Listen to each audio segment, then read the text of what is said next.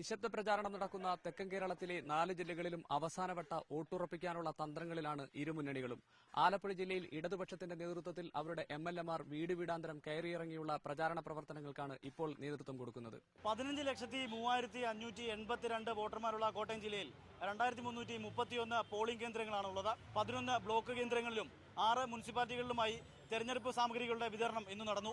നിശബ്ദ പ്രചരണത്തിന്റെ ദിവസത്തിൽ നേരിട്ട് വോട്ടഭ്യർത്ഥിച്ചും വോട്ടിംഗ് സ്ലിപ്പുകൾ വീട്ടിലെത്തിച്ചുമാണ് രാഷ്ട്രീയ പാർട്ടികൾ അവരുടെ തിരഞ്ഞെടുപ്പ് രംഗം സജീവമാക്കിയത്. അതേസമയം 1458 പോളിംഗ് ബൂത്തുകളിലേക്കുള്ള തെരഞ്ഞെടുപ്പ് സാമഗ്രികൾ 12 കേന്ദ്രങ്ങളിൽ നിന്ന് പത്തനംതിട്ട ജില്ലയിൽ വിതരണം ചെയ്തു.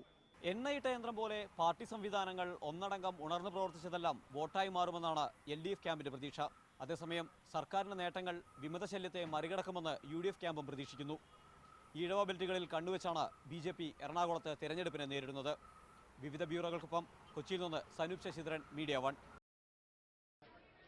പാലക്കാട്, തൃശൂർ, മലപ്പുറം ജില്ലകളിലെ സ്ഥാനാർത്ഥികൾ എല്ലാവരും തന്നെ അവസാന മണിക്കൂറുകളിലെ നിശബ്ദ പ്രചരണത്തിന്റെ തിരക്കിലാണ്. 3 ജില്ലകളിലും പോളിംഗ് ഉപകരണങ്ങളുടെ വിതരണം രാവിലെ തന്നെ ആരംഭിച്ചു. 2972 പോളിംഗ് ബൂത്തുകളാണ് പാലക്കാട് ജില്ലയിൽ. 6542 സ്ഥാനാർത്ഥികൾ ജനവിധി തേടും.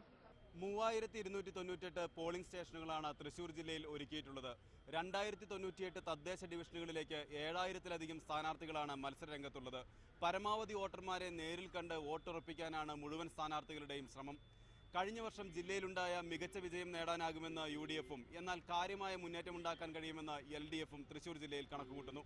12651 വാർഡുകളിലേക്കുള്ള വോട്ടർമാരാണ് നാളെ പോളിംഗ് ബൂത്തിലെത്തുക. വോട്ടുറപ്പിക്കാനുള്ള അവസാനവട്ട ശ്രമത്തിലാണ് രാഷ്ട്രീയ പാർട്ടികൾ. വിവിധ ബ്യൂറോകൾക്കൊപ്പം റഹീസ് റഷീദ്, മീഡിയ 1, മലപ്പുറം.